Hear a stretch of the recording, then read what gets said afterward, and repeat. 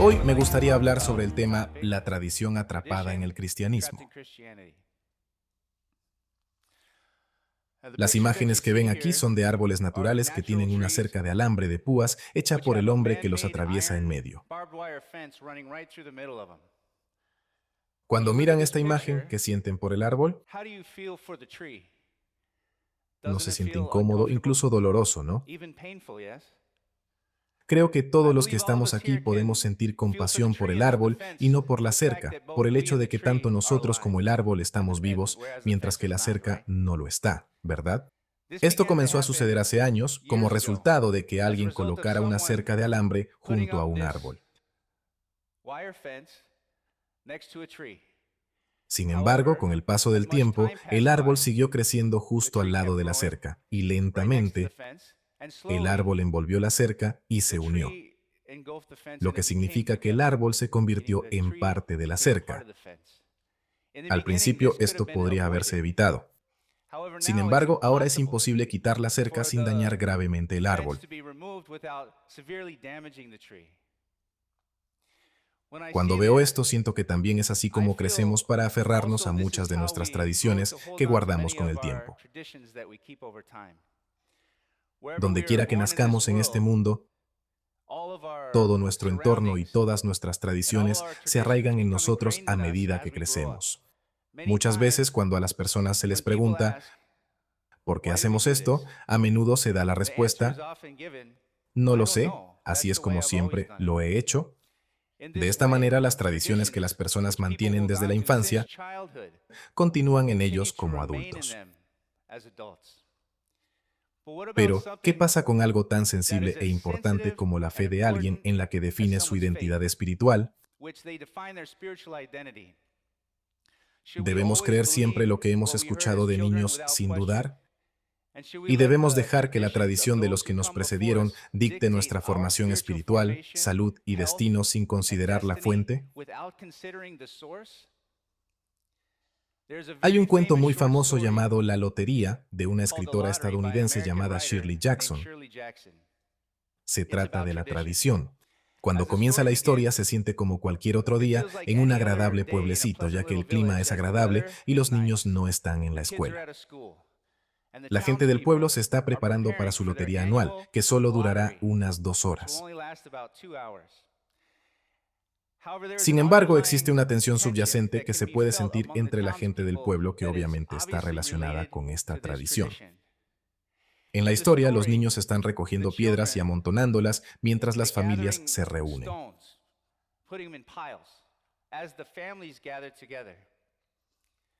La tradición en sí, la tradición real, se centra en una urna vieja y desgastada en la que se colocan pequeños trozos de papel con todos los nombres de la gente del pueblo.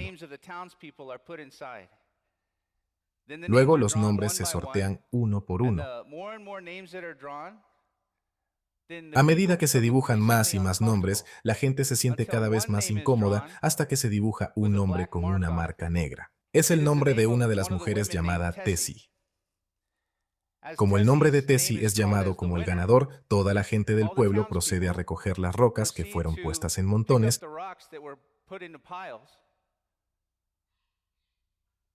y apedrear a Tessie hasta la muerte.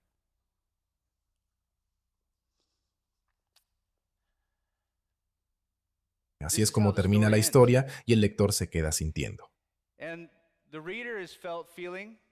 Bueno, ¿cómo se sienten en este momento? Elegí contarles sobre esta breve historia porque creo que puede ayudarnos a despertarnos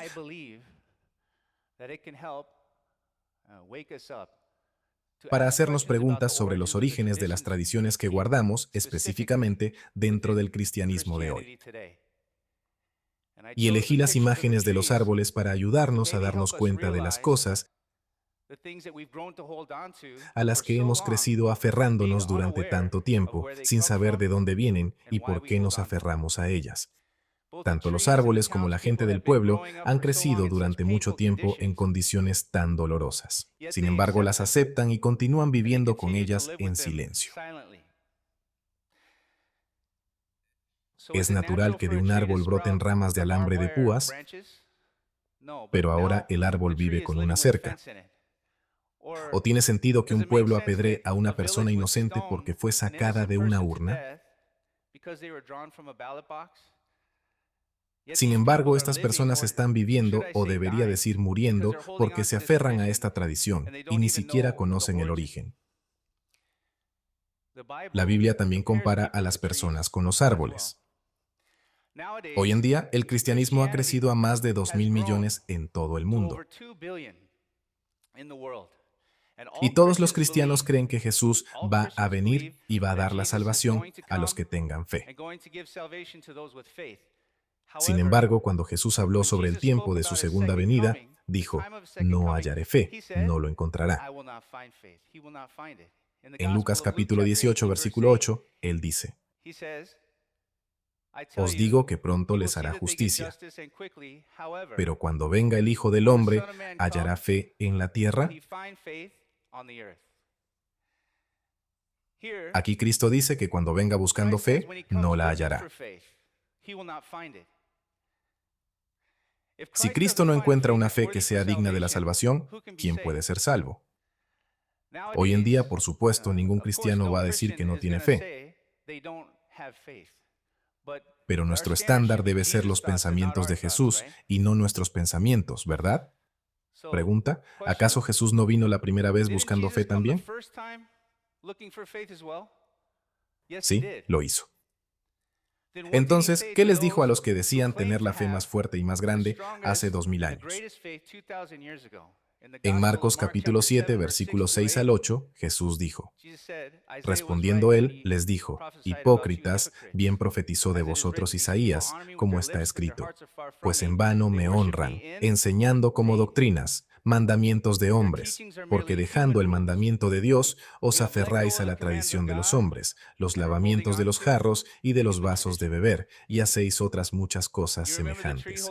¿Recuerdan el árbol que se aferraba a la cerca de alambre de púas? Entonces los líderes religiosos y los maestros de la ley creían y se aferraban a las reglas y tradiciones de los hombres que se convirtieron en un gran obstáculo para su fe y les hizo abandonar y olvidar los mandamientos de Dios.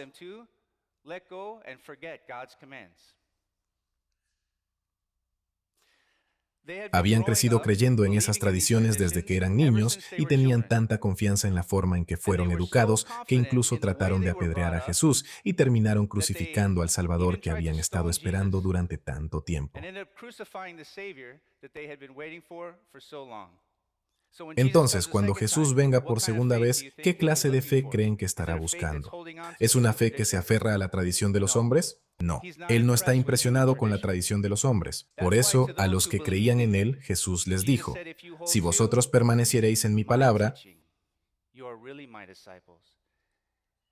y conoceréis la verdad, y la verdad os hará libres. Pregunta, ¿cómo sabemos que el Jesús en quien todos creen ahora es el mismo Jesús que vino hace 2000 años? Jesús dijo que debemos aferrarnos a sus enseñanzas y que sus enseñanzas son la verdad que nos hace libres. Entonces veamos las enseñanzas básicas y los ejemplos de Cristo hace 2000 años.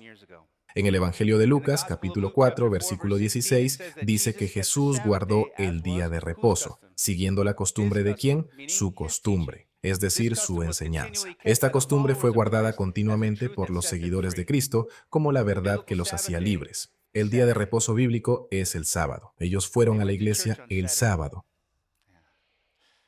Además, en el Evangelio de Mateo capítulo 26, Jesús celebró la Pascua del Nuevo Pacto, la cual estableció para el perdón de pecados a todos los que la guardaren en su tiempo señalado cada año. Y en las cartas del apóstol Pablo encontramos a los seguidores de Cristo aferrándose a esta enseñanza como la verdad que los hace libres. Además, Jesús enseñó cómo adorar a Dios correcta y apropiadamente, haciendo que los hombres no cubrieran sus cabezas con nada durante el culto y que las mujeres usaran velo durante el culto sin excepción. Como dijo Pablo, sed imitadores de mí, así como yo, ¿de quién? De Cristo, y luego todo varón que ora o profetiza con la cabeza cubierta, afrenta su cabeza. Pero toda mujer que ora o profetiza con la cabeza descubierta, afrenta su cabeza, porque lo mismo es que si se hubiese rapado. Él transmitió esta enseñanza de Jesucristo sobre el velo. Sin embargo, ahora han pasado 2000 años y no podemos encontrar ninguna iglesia que celebre la Pascua del Nuevo Pacto, santifique el día de reposo y guarde culto con las mujeres usando un velo, que por cierto son todos mandamientos de Dios, ¿verdad? Cuando miramos a nuestro alrededor, el cristianismo y sus doctrinas han crecido en torno a las enseñanzas y tradiciones que están muy lejos de las enseñanzas de la Biblia. Desafortunadamente, este cambio comenzó a ocurrir entre mediados del siglo II y mediados del siglo IV, cuando el papado ejerció su autoridad sobre todas las iglesias y reformó el cristianismo para seguir las tradiciones romanas del dios Sol en el nombre de Jesús. Cuando miramos en la historia, el culto dominical era en realidad una ley que se declaró en Roma en el año 321 después de Cristo para venerar el Sol, no al Hijo. Los cristianos se vieron obligados a guardarlo por temor a la muerte hasta que se convirtió en su tradición.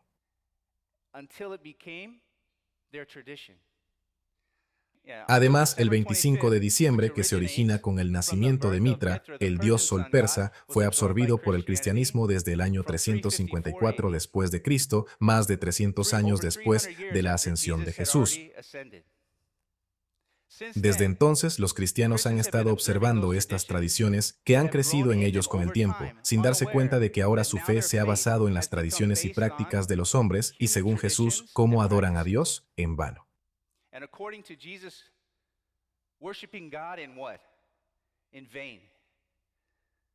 Como el árbol que crece con una cerca en él, o el pueblo que participa en una lotería sin sentido.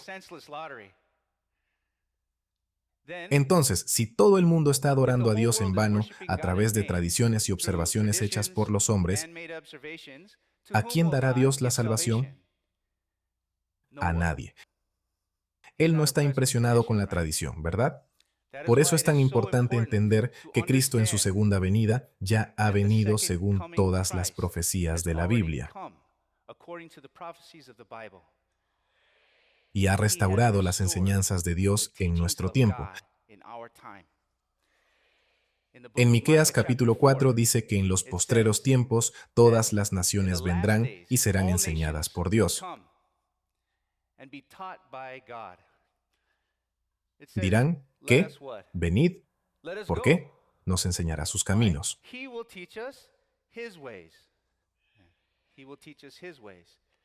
Nadie debe perder esta oportunidad de aprender de Dios, ¿correcto? Entonces, entre todas las iglesias del mundo, ¿cuál es la única iglesia que ha sido enseñada por Cristo en su segunda venida y guarda todos los mandamientos de Dios, como el día de reposo, la Pascua y el velo? Solo la Iglesia de Dios, Sociedad Misionera Mundial, enseña y guarda las enseñanzas de Cristo que nos hace libres. Quiero animar a todos los que deseen venir. Por favor, vengan a estudiar la Biblia en la Iglesia de Dios, Sociedad Misionera Mundial, para que podamos abandonar las tradiciones de los hombres y podamos recibir la salvación de nuestras almas con la verdadera fe, aferrándonos a los mandamientos de Dios. Estoy muy agradecido y orgulloso de ser miembro de la Iglesia de Dios, Sociedad Misionera Mundial, donde he conocido a Dios y he sido enseñado por Él. Por esto me gustaría dar todas las gracias a mi Dios, a nuestro Dios, el Padre y la Madre Celestiales.